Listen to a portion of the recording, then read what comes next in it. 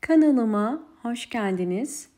Bugün sizlere orkidelere hem yeniden vitamin desteği sağlamak, çiçek dalı çıkarmasını kolaylaştırmak için iki farklı yöntemden bahsedeceğim. Hemen birinci yöntemimiz için ihtiyacım olan bir elma ve bu elmayı küçük dilimlere ayırıyorum.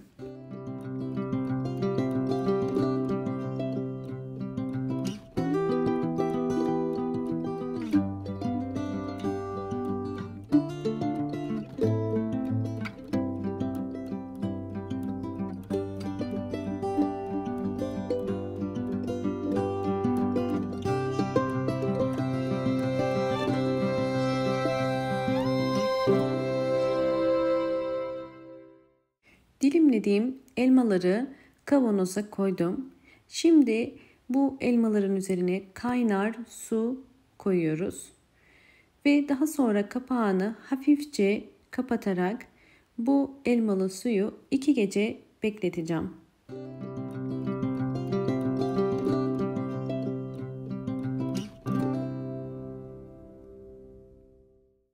İkinci yöntem için yumurta kullanıyorum. Yumurtanın bol kalsiyumdan yararlanmak için önce yumurtaları kırıyorum.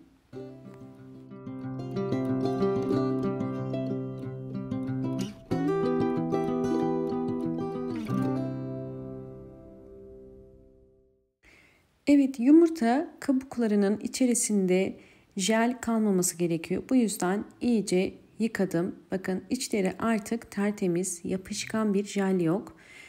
Bu jelin kalmaması gerekiyor.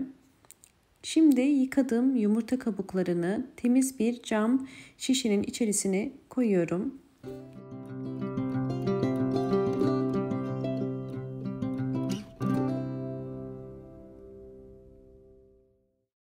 Üzerine kaynar su koyuyorum.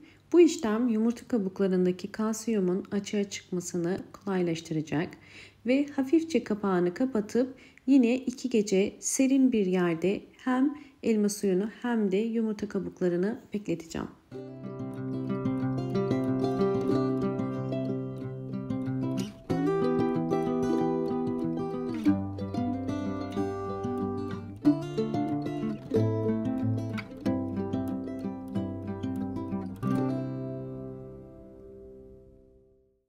İki gece beklettiğim elma suyu ve yumurta kabukları artık hazır. Şimdi orkideler için nasıl bir gübre hazırlayacağımı sizlere göstereceğim. İlk olarak elma suyunu süzüyorum. Daha sonra üzerine yumurta kabuklarını süzeceğim. Elma suyundaki antioksidanlar ve vitaminler ile yumurta kabuğu içerisindeki vitaminler birleşerek orkidelerin hızlı bir şekilde çiçek açmasını kolaylaştıracak.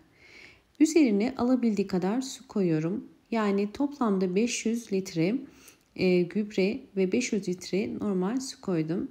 Şimdi bunu iki farklı metot ile sizlere göstereceğim. Birinci metot için bir sprey kutusuna ihtiyacım var ve içerisine biraz koyuyorum. Ve ilk metodumu sizlere gösteriyorum.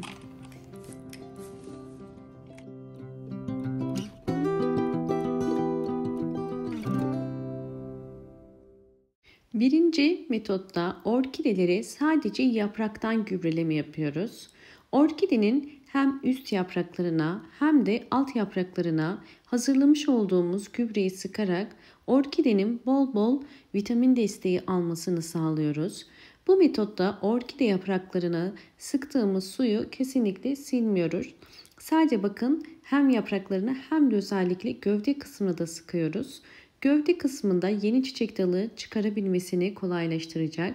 Aynı zamanda daha sağlıklı ve yeni küçük kökler çıkarmasına da yardımcı olacaktır.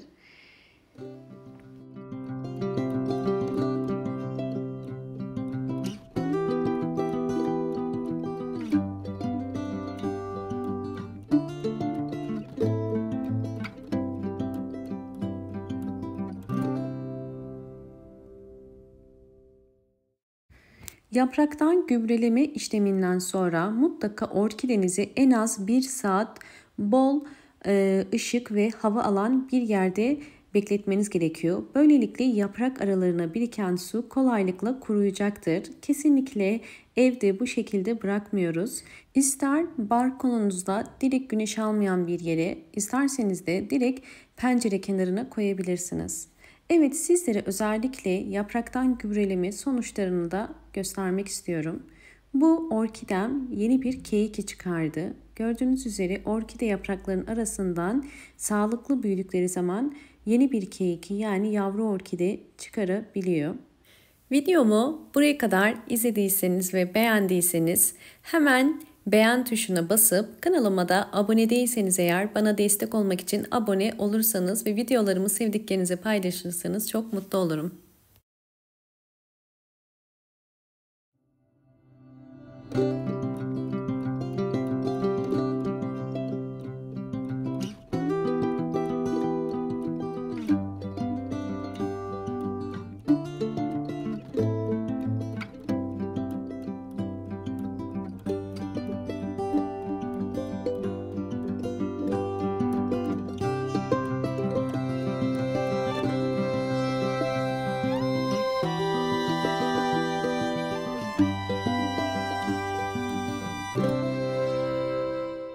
İkinci yöntem direkt orkide toprağına hazırladığımız doğal gübreyi vereceğiz.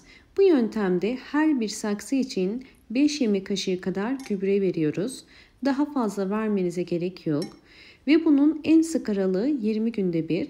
20 günde bir bu hazırlamış olduğumuz sıvı bitki besinleri orkidelerinize verebilirsiniz. Tabii ki isterseniz sadece orkidelere değil, evdeki büyüttüğünüz diğer çiçeklerinize de bu karışımdan verebilirsiniz. Sizlere sonuçları da göstereceğim.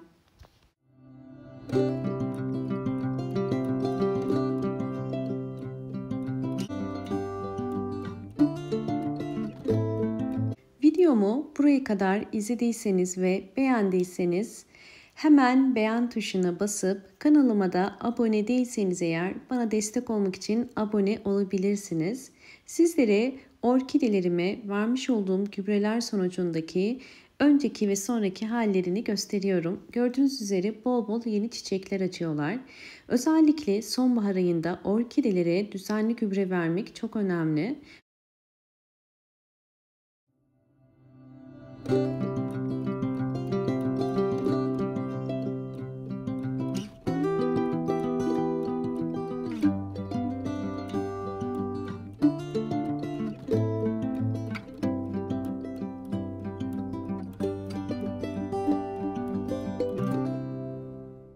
Videomu buraya kadar izlediğiniz için teşekkür ediyorum. Hoşça kalın, sağlıklı kalın.